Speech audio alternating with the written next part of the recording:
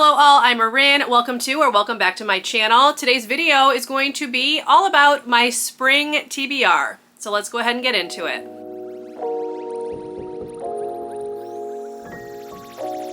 It is the start of a new season, which means it is time to do a recap of my winter TBR, which I shared back in December, to let you know how I did with the 8 books on the list, and then to introduce the new books that are now on my spring TBR. So let's go ahead and dive on in. We're gonna start by recapping my winter TBR, and what I did is I created a graphic for you. So you are currently looking at the 8 books that were on my winter TBR, and I am happy to report that I read all 8 of them. So here is a look at the ratings that I gave each of them. All of the books were either a 3-star or a 4-star. So definitely not the worst, but also not the best because I didn't have any 5 stars. Now the ones that I would recommend the most are probably The Foxwife by Yangtze Chu, Emily Wilde's Encyclopedia of Fairies by Heather Fawcett, and Sun and Moon, Ice and Snow by Jessica Day George. Now, if you are interested in going back and seeing me read a few of the books from that TBR, I will go ahead and link you to an episode of my seasonal TBR vlog that I did. I was supposed to do 2 of these. I ended up only filming 1 of them. So if you're interested in diving into some books with snowy vibes, you can check that vlog out, even though where I am right now, it is definitely no longer winter. But now we're gonna go ahead and turn the page into a new season, and we are going to talk about my spring TBR. Now for me, spring is going to run during the months of April, May, and June because I do like to give myself 3 solid months to read the books on this list. So right now we are going to go through the synopsis for all of these, but first let me go ahead and put this graphic up that you are looking at.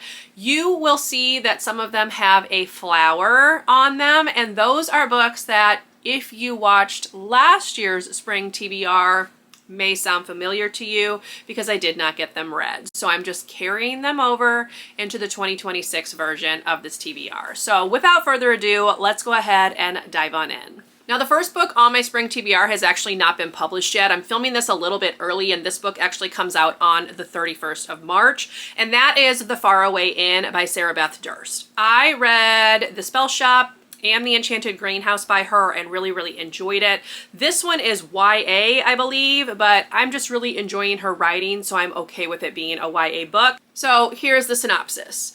16-year-old Kalisa is desperate for a change of scenery after her lying ex ruins her perfect Brooklyn summer. When her parents suggest she head to rural Vermont to help her great-aunt run her cozy bed and breakfast for a few months, she jumps at the chance. But when Kalisa arrives at the B&B, she's shocked to find a run-down inn with only a handful of guests. And to make matters worse, upon meeting with her great-aunt, it quickly becomes clear that Kalisa was not invited. Auntie Z is determined to keep anyone from messing with her beloved inn, even if it is clear she needs the help. To earn her keep, Kalisa sets to work fixing up the inn, enlisting extra help from the groundskeeper's handsome son. But the longer she stays, the more it becomes evident that there is something strange about the B&B and its residents, something almost otherworldly. The inn is keeping a magical secret, but to protect the place she's come to love, Kalisa must unravel the truth of it and her aunt before it's too late. So this one is YA, whereas The Spell Shop and The Enchanted Greenhouse were both adult books, but I'm hoping that we'll still have those kind of same, similar cozy fantasy vibes. Only time will tell, but this is book 1 on my spring TBR. Book 2 is The Wedding People by Allison Espach. This one I got from Book of the Month as the Book of the Year finalist. I think I picked it up, was it at the beginning of, yeah, so this was at the beginning of 2025. I still had a couple of credits to start the year in 2025 and picked this one up as the freebie. So let me go ahead and read you the synopsis. I've heard very good things about this. So this one says, it's a beautiful day in Newport, Rhode Island when Phoebe Stone arrives at the Grand Cornwall Inn wearing a green dress and gold heels, not a bag in sight, alone. She's immediately mistaken by everyone in the lobby for one of the wedding people, but she's actually the only guest at the Cornwall who isn't here for the big event. Phoebe is here because she's dreamed of coming for years. She hoped to shuck oysters and take sunset sails with her husband, only now she's here without him, at rock bottom and determined to have one last decadent splurge on herself. Meanwhile, the bride has accounted for every detail and every possible disaster the weekend might yield, except for, well, Phoebe and Phoebe's plan.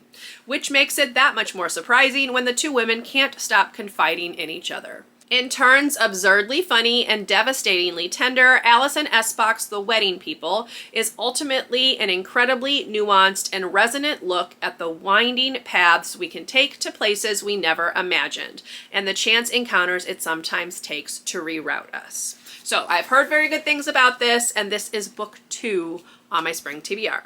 Next up is a book that was on the 2025 version of this TBR and that I actually started and never finished, and that is Peach Blossom Spring by Melissa Fu. I am going to restart this one. I think I only got like 100 pages in. Yeah, 104 pages in, so I will be restarting the book.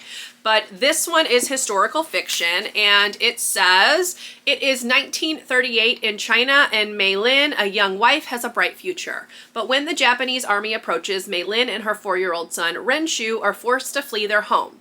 Relying on little but their wits and a beautifully illustrated hand scroll filled with ancient fables that offer solace and wisdom, they must travel through a ravaged country seeking refuge. Years later, Ren Shu has settled in America as Henry Dao. Though his daughter Lily is desperate to understand her heritage, he refuses to talk about his childhood. How can he keep his family safe in this new land when the weight of the past threatens to drag them down? Yet how can Lily learn who she is if she can never know her family's story? Spanning continents and generations, Peach Blossom Spring is a bold and moving look at the history of modern China, told through the journey of one family. It's about the power of our past, the hope for a better future, and this haunting question: what would it mean to finally be home?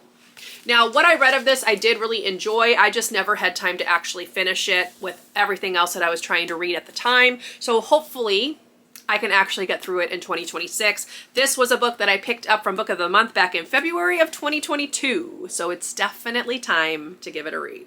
All right, the next one on the list is also one that I was supposed to read last year and didn't, and that is Maame by Jessica George. This got a lot of hype when it was first released, and I picked it up in February of 2023 from Book of the Month. So let's go ahead and read the synopsis. This one says, it's fair to say that Maddie's life in London is far from rewarding. With a mother who spends most of her time in Ghana, yet still somehow manages to be overbearing, Maddie is the primary caretaker for her father, who suffers from advanced stage Parkinson's. At work, her boss is a nightmare, and Maddie is tired of always being the only black person at every meeting.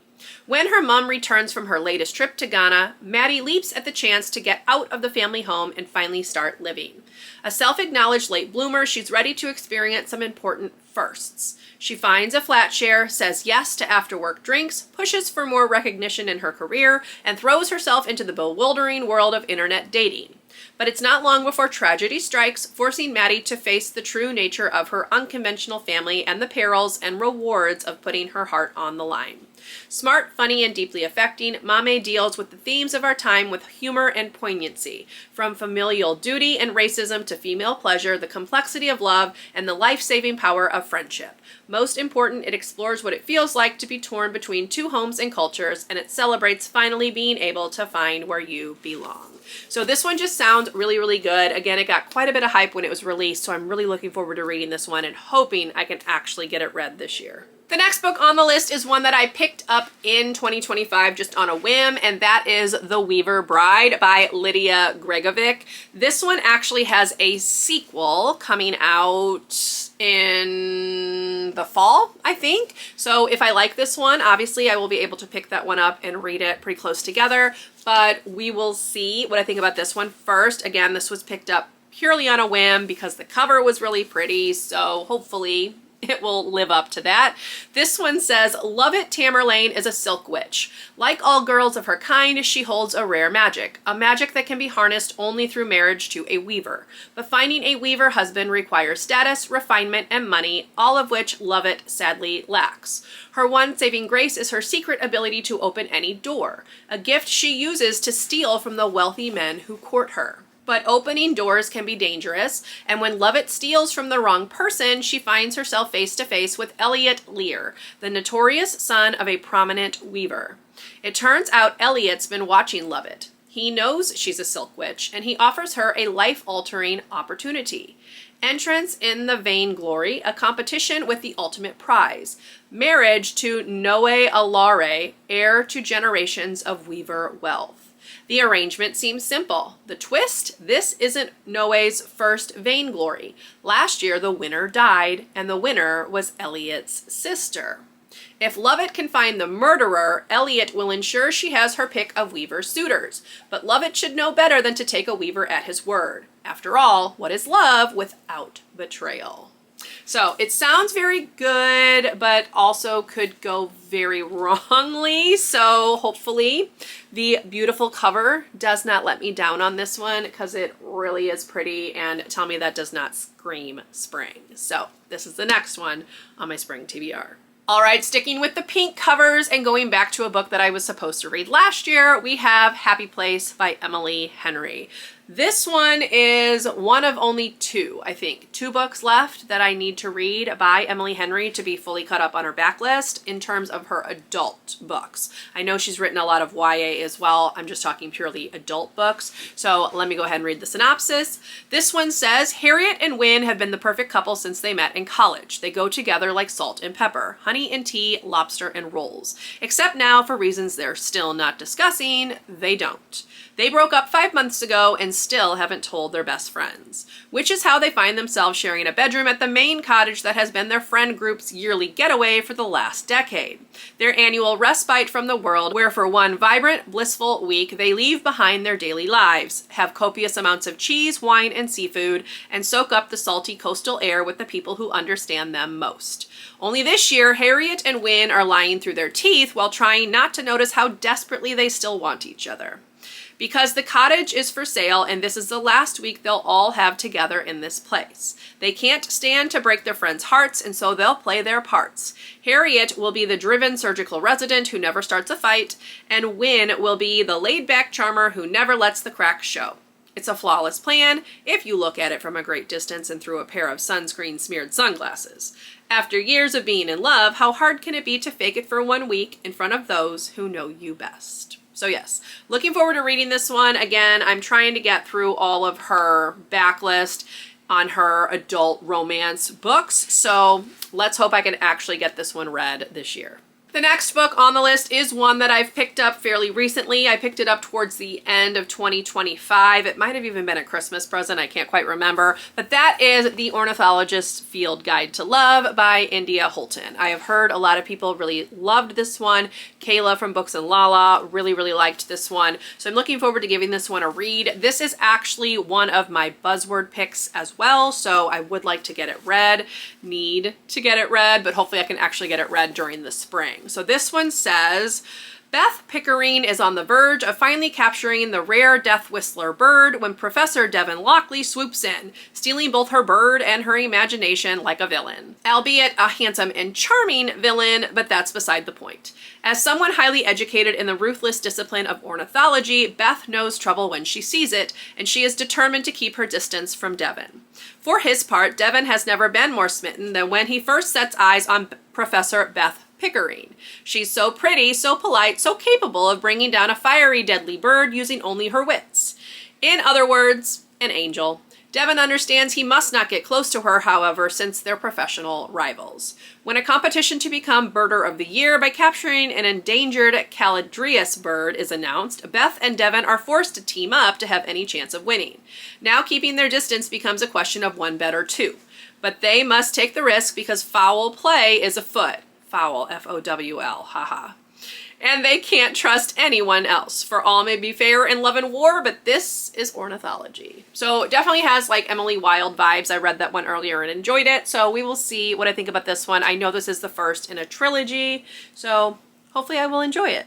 And finally, the 8th book on my Spring TBR is another one that I was supposed to read last year, and that is Wild Love by Elsie Silver. So this one says, Forbes may have labeled Ford Grant the world's hottest billionaire, but all he cares about is escaping the press and opening a recording studio in gorgeous small town Rose Hill. Something that comes to a screeching halt when he ends up face to face with a young girl who claims he's her biological father. Now he spends his days balancing business with parenting a sullen 12-year-old, all while trying desperately to keep his hands the hell off his best friend's sister, Rosie Belmont.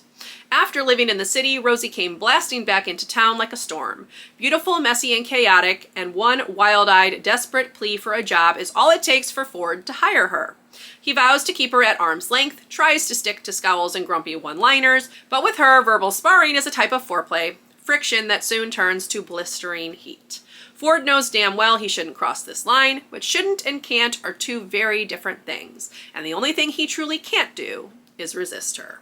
So this is obviously the start of a series. I own every book in this series because I bought them on a whim. Again, I don't know why I did that. I know better than to buy entire series without having read the first one, but it is what it is. This is book one. Hopefully I will enjoy it because I have the entire Rose Hill series on my shelf. So let's hope this one is good.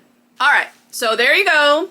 That is the stack plus the Faraway Inn that I am hoping to read over the course of the next 3 months. I would say I have some pretty high contenders for 5-star reads, but only time will tell. Like, I think this one could be 5 stars. I definitely think this one could be 5 stars.